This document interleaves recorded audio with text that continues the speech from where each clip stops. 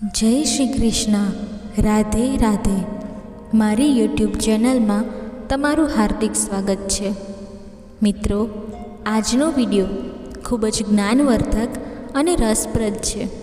આજના વિડીયોના માધ્યમથી તમને ઘણું જાણવા અને શીખવા મળશે.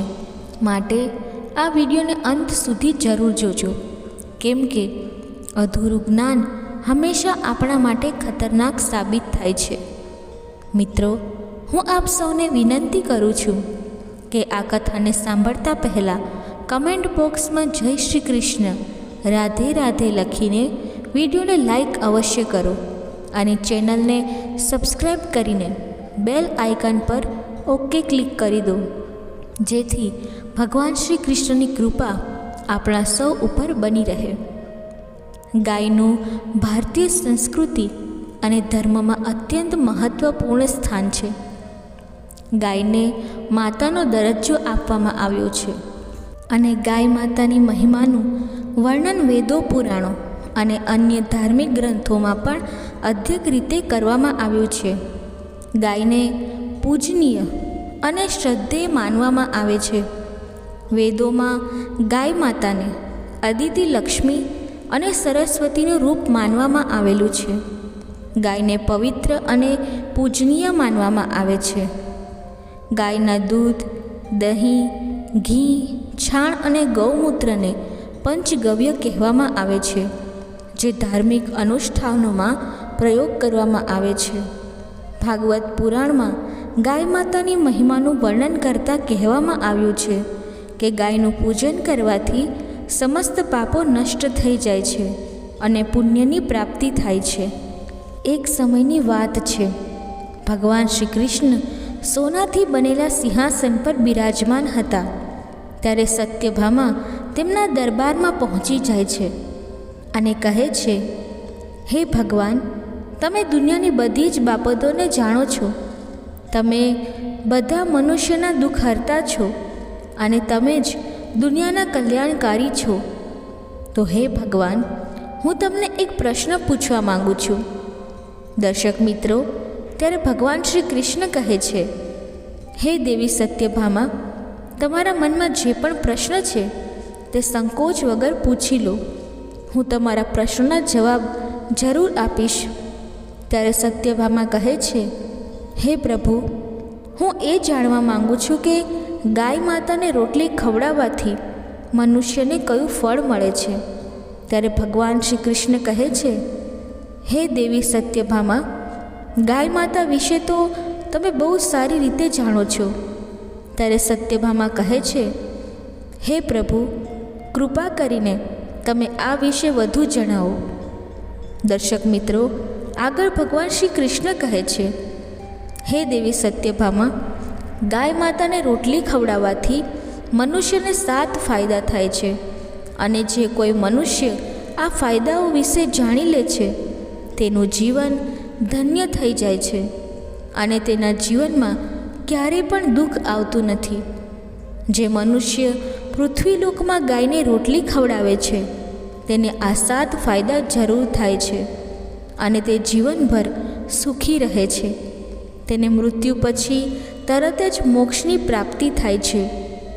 તો મિત્રો, આ 7 બાબતો શું છે તે આ વિડીયોમાં જાણીએ. ભગવાન શ્રી કૃષ્ણ કહે છે, એક સમયની વાત છે. એક નાના ગામમાં એક સુંદર ગાય રહેતી હતી, જેનું નામ ગૌરી હતું. ગૌરીના માલિક રામલાલે તેને બાળપણથી પાળી હતી. તેની દેખરેખ રામલાલનો પરિવાર, તેના બધા જ સભ્યો ખૂબ જ સ્નેહપૂર્વક કરતા. ગૌરીએ તેના જીવનમાં ઘણું દૂધ આપ્યું હતું અને ગામના બાળકોથી લઈને વૃદ્ધો સુધી બધાને તેના મીઠા દૂધથી તૃપ્ત કર્યા હતા. રામલાલના ઘરની સમૃદ્ધિનો મોટો ભાગ ગૌરીના કારણે જ હતો. સમય વીતતો ગયો અને ગૌરી ધીરે ધીરે ઘરડી થવા લાગી. હવે તે પહેલાંની જેમ દૂધ આપતી ન હતી. રામલાલ અને તેનો પરિવાર હવે તેની સાર સંભાળ કરવામાં અસમર્થતા અનુભવવા લાગ્યા. ગામના અન્ય લોકોએ પણ રામલાલને સલાહ આપી કે હવે ગૌરીને તમારી પાસે રાખવાનો કોઈ ફાયદો નથી. એક દિવસ રામલાલે મોટા મનથી નિર્ણય કર્યો કે હવે ગૌરીને છોડી દેવી જ યોગ્ય રહેશે. એક દિવસ સવારે રામલાલે ગૌરીને જંગલમાં છોડવાનો નિર્ણય કર્યો. તે ગૌરીને એક ગાડા પાછળ બાંધીને જંગલ તરફ લઈ ગયો. ગૌરીને સમજ ન પડી કે રામલાલ તેને ક્યાં લઈ જઈ રહ્યો છે. જંગલમાં પહોંચીને રામલાલે ગૌરીને ગાડાની પાછળથી છોડી દીધી અને તેને ત્યાં જ એકલી છોડીને આવી ગયો. ગૌરીએ ઉદાસીનતા અને નિરાશાની સાથે તેના માલિકને જતા જોયું. ગૌરીને પણ સમજમાં ન આવી રહ્યું હતું કે આખરે તેનો માલિક આવું કેમ કરી રહ્યો છે. તેને લાગ્યું કે કોઈ વાત છે, પણ તેનો માલિક તેને છોડીને જતો રહ્યો. ગૌરી સતત તેને જોતી રહી અને માલિકના ગયા પછી પણ તેની રાહ જોતી રહી. એવું વિચારતી હતી કે તે જરૂર પાછો આવશે અને તેને લઈ જશે. ગૌરી તે પરિવારને તેનો આધાર માનતી હતી અને તેમને પરિવારનો સભ્ય સમજતી હતી. એટલા માટે તેના મનમાં ક્યારેય પણ તેમના માટે કોઈ પણ પ્રકારની દુર્ભાવના ન આવી. તેણે હંમેશા તેના બાળકોની જેમ રાખ્યા અને દૂધ આપ્યું. પરંતુ આજે ગૌરીની આંખોમાં આંસુ હતા, કારણ કે તેના માલિકે તેને જંગલમાં છોડી દીધી હતી. આખરે શું કારણ હતું? તે ઘણા દિવસ સુધી ત્યાં જ રાહ જોતી રહી, પરંતુ તેમ છતાં તે પાછો ના આવ્યો. ગૌરી હવે જંગલમાં એકલી રહી ગઈ હતી. તે ખૂબ જ કમજોર થઈ ચૂકી હતી અને ભોજનની શોધમાં આમ તેમ ભટકવા લાગી. જંગલમાં તેને હિંસક પ્રાણીઓનો સામનો કરવો પડ્યો અને ખાવા પીવા માટે એને ખૂબ જ મુશ્કેલીઓનો સામનો કરવો પડ્યો. તે દિન પ્રતિદિન કમજોર થતી જઈ રહી હતી. ઘણા દિવસો સુધી ભોજન ન મળવાથી ગૌરી ખૂબ જ કમજોર અને દુબળી થઈ ચૂકી હતી અને હવે તેનું શરીર ધીરે ધીરે દર્દ કરવા લાગ્યું હતું. એક દિવસ તે તડકામાં બેભાન થઈને ત્યાં જ પડી ગઈ. ત્યારે કેટલાક મુસાફરોએ તેને પાણી પીવડાવ્યું. એણે તેમનો આભાર માન્યો અને એમને ખૂબ જ દુઆઓ આપી. એને લાગ્યું કે હવે તેની જિંદગી બદલાઈ જશે, પણ તે લોકોએ પણ તેને પાણી પીવડાવીને ત્યાં જ છોડી દીધી, કેમ કે તે ઘરડી થઈ ગઈ હતી અને હવે તેની કોઈને જરૂર નહોતી. ગૌરીએ તેમને ધન્યવાદ કહ્યું, તેમ છતાં તેઓ આગળ નીકળી ગયા. હવે તે જાય ક્યાં, કોના ઘરે જાય, કોને ત્યાં ખાવાનું માંગે અને કોના સહારે પોતાનું જીવન ગુજારે. એને હવે એકલા રહેવાની આદત નહોતી. પરંતુ એક સવારે જ્યારે ગૌરી ખૂબ જ નિરાશ અને ભૂખી હતી, એને જંગલના એક ખૂણામાં એક મહાત્માનો આશ્રમ દેખાયો, જેમને લોકો બાબાજી કહેતા હતા. ત્યાં તે સાધના કરી રહ્યા હતા. બાબાએ ગૌરીને જોઈ અને તેની દયનીય સ્થિતિને જોઈ તેમણે ગૌરીને તેમની પાસે બોલાવી અને તેને સ્નેહપૂર્વક ભોજન અને પાણી આપ્યું. ગૌરીએ પહેલી વખત ઘણા દિવસ પછી તૃપ્તિનો અનુભવ કર્યો હતો. ગૌરી તે મહાત્મા પાસે જઈને જોર જોરથી રડવા લાગી. એની આંખોમાંથી સતત પ્રેમની અશ્રુધારા વહી રહી હતી, જેમ કે તે એમને ધન્યવાદ કહી રહી હોય, જેમણે તેને નવું જીવન આપ્યું હતું. હવે તેણે નિશ્ચય કર્યો કે તે પોતાની બાકી બચેલી જિંદગી એમની સેવામાં જ પસાર કરી દેશે. પરંતુ તેના મનમાં હજુ પણ ડર હતો કે ક્યાંક આ મહાત્મા તેને પણ કાઢી ન મૂકે. ગૌરીએ બાબા પાસે રહેવાનું શરૂ કર્યું. બાબાએ તેની સાર સંભાળ કરી અને તેને ફરીથી સ્વસ્થ બનાવવાનો પ્રયાસ કર્યો. બાબાનો આશ્રમ જંગલના એક શાંત ખૂણામાં આવેલો હતો અને ત્યાંનું વાતાવરણ ખૂબ જ શાંત અને પવિત્ર હતું. બાબાની સાથે રહીને ગૌરીએ ફરીથી જીવંત હોવાનો અનુભવ શરૂ કર્યો. ગૌરી હવે પૂરી રીતે સ્વસ્થ થઈ ચૂકી હતી અને હવે તેણે બાબાના આશ્રમમાં પોતાની નવી જવાબદારી નિભાવવાની શરૂ કરી દીધી. તે આશ્રમમાં આવનારા ભક્તોનું સ્વાગત કરતી, તેમની સાથે સ્નેહપૂર્વક વ્યવહાર કરતી હતી. બાબા સાથે રહીને ગૌરીએ યોગ અને ધ્યાનનો પણ અનુભવ કર્યો. ગૌરીએ બાબાની સાથે મળીને આશ્રમની સેવા કરવાનું શરૂ કર્યું. આશ્રમમાં ઘણા ભક્તો અને સાધકો આવતા હતા અને ગૌરી તેમની વચ્ચે એક પ્રિય પાત્ર બની ગઈ હતી. તેનો શાંત અને સ્નેહપૂર્ણ સ્વભાવ બધાને આકર્ષિત કરતો હતો. ગૌરીએ તેની નવી જિંદગીમાં સંતોષ અને શાંતિનો અનુભવ કર્યો. ગૌરીની આ વાત ધીરે ધીરે ગામમાં પહોંચવા લાગી. ગામના લોકો જે પહેલાં તેને બેકાર સમજતા હતા, હવે તેની વાત સાંભળીને હેરાન હતા.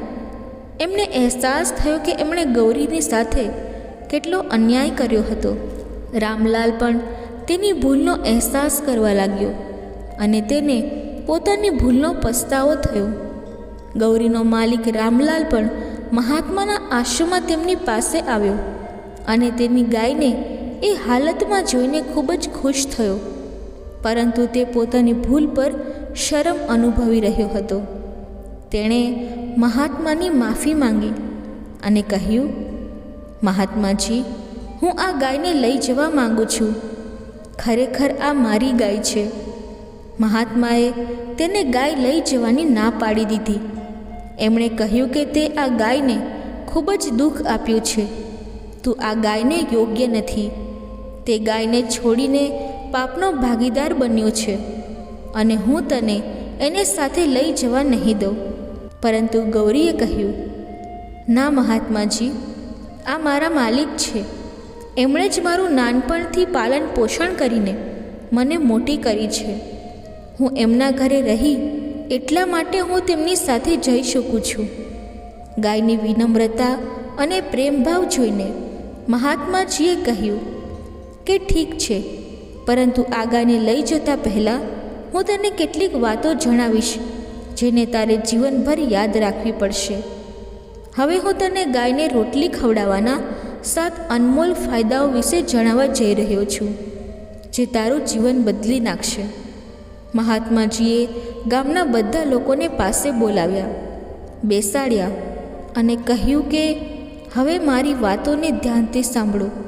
ગાયને રોટલી ખવડાવવાથી મળતા પહેલા ફાયદા વિશે હું તમને જણાવું છું. કર્મ શુદ્ધિ. આ એક સારું કર્મ માનવામાં આવે છે જે આપણા ખરાબ કર્મોને ઓછા કરે છે અને આત્માની શુદ્ધિમાં સહાયક બને છે. માન્યતા પ્રમાણે જ્યારે તમે ગાયને રોટલી ખવડાવો છો ત્યારે તમારા મનમાં સકારાત્મક ઉર્જાનો સંચાર થાય છે. એનાથી તમારા કર્મોની શુદ્ધિ થાય છે અને તમારા મનથી પાપ કર્મો અને ખરાબ ભાવનાઓ નાશ થાય છે. એનાથી તમારું મન કોમળ, શાંત અને શીતળ બની જાય છે અને તમારા મનમાં જીવો પ્રત્યે દયા ઉત્પન્ન થાય છે. આ પ્રકારે તમે એક બહેતર જીવનની શરૂઆત કરો છો અને તમારું જીવન સમૃદ્ધ અને બહેતર બને છે. બીજું, મનની શાંતિ. ગાયને રોટલી ખવડાવવાથી મનની શાંતિ અને સંતુલન મળે છે. તે ધ્યાન અને ધ્યાનાવસ્થામાં સુધાર કરે છે. ગાયને રોટલી ખવડાવવાથી અશાંત મન શાંત થઈ જાય છે અને આપણે વસ્તુઓને એક અલગ દૃષ્ટિકોણથી જોવા લાગીએ છીએ. ત્યારે આપણું મન શાંતિ અને સદ્ભાવનામાં રહે છે. તે આપણને દર્શાવે છે કે આપણા મનમાં કોઈના પ્રત્યે કેટલો આદર અને સદ્ભાવના છે, કેમ કે ગાય પોતાની અંદર સકારાત્મક ઉર્જા ધારણ કરેલી હોય છે.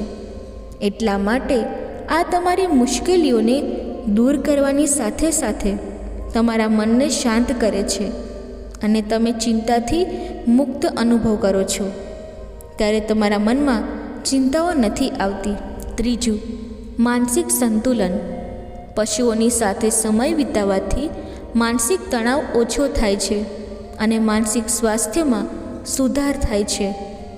મહાત્માએ કહ્યું કે જ્યારે તમે ગાય કે કોઈ પણ પશુ સાથે સમય વિતાવો છો અને પ્રેમથી તેની સાથે રહો છો તો તમારું માનસિક સંતુલન જળવાઈ રહે છે અને તમે હંમેશા ખુશીનો અનુભવ કરો છો. પ્રાણીઓમાં એક વિશેષ ભાવના હોય છે જે આપણાથી એમને અલગ બનાવે છે. એટલા માટે જ્યારે તમે કોઈ ગાય કે પ્રાણી સાથે સમય પસાર કરો છો તો તમારી અંદર ખુશીઓની લહેર ઊભી થાય છે અને તમારો માનસિક તાણ ઓછો થાય છે. ખુશ રહેવાથી તબિયત સારી રહે છે અને જીવન અન્ય ચિંતાઓથી મુક્ત થઈ જાય છે. ચોથું, ધાર્મિક પુણ્ય ધર્મમાં ગાયને પૂજનીય માનવામાં આવે છે. ગાયને રોટલી ખવડાવવાથી ધાર્મિક પુણ્ય મળે છે અને તેને શુભ કાર્ય માનવામાં આવે છે. પાંચમું, ધાર્મિક સંતોષ. ધાર્મિક માન્યતાઓ પ્રમાણે ગાયને ભોજન ખવડાવવાથી ભગવાનનો આશીર્વાદ મળે છે અને ધર્મનું પાલન કરવાનો સંતોષ પ્રાપ્ત થાય છે. છઠ્ઠું, ગાયને રોટલી ખવડાવવા માટે બહાર જવાથી શારીરિક ગતિવિધિ થાય છે જે સ્વાસ્થ્ય માટે લાભદાયક હોય છે. સાતમું, ગાયને રોટલી ખવડાવવાથી તેમના પોષણમાં સુધાર થાય છે જે અંતમાં તેમના દૂધ અને અન્ય ઉત્પાદનોની ગુણવત્તામાં વધારો કરે છે જેનાથી માનવ સ્વાસ્થ્યને પણ લાભ મળે છે. આટલું સાંભળ્યા પછી ગૌરીના માલિકને ખૂબ જ દુઃખ થયું અને તેને પોતાની ભૂલનો અહેસાસ થયો. એણે મહાત્માજી પાસે ફરીથી માફી માંગી અને કહ્યું કે હવે હું ફરીવાર આવી ભૂલ નહીં કરું. ગૌરીએ પણ કહ્યું કે તે તેના માલિક સાથે જવા માંગે છે.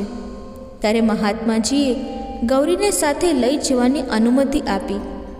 ગૌરીએ પણ તેના માલિક સાથે મળીને ગામમાં જવાનો નિર્ણય કર્યો. ગામે તેનું સ્વાગત ખૂબ જ સ્નેહ અને સન્માનપૂર્વક કર્યું. ગૌરી હવે ગામની પ્રિય ગાય બની ગઈ હતી અને બધા તેનું ખૂબ જ ધ્યાન રાખતા હતા. ગૌરીએ તેના જીવનની એક નવી શરૂઆત કરી હતી. મિત્રો, આ વિડીયોમાં બોલતી વખતે જો મારાથી કોઈ ભૂલ થઈ હોય તો હું ક્ષમા માંગુ છું અને આશા રાખું છું કે તમને આ માહિતી પસંદ આવી હશે. જો તમને આ માહિતી પસંદ આવી હોય તો વિડીયોને લાઈક કરી ચેનલને સબસ્ક્રાઈબ જરૂરથી કરજો અને કમેન્ટ બોક્સમાં જય શ્રી કૃષ્ણ જરૂરથી લખજો. ધન્યવાદ. જય શ્રી કૃષ્ણ. રાધે રાધે.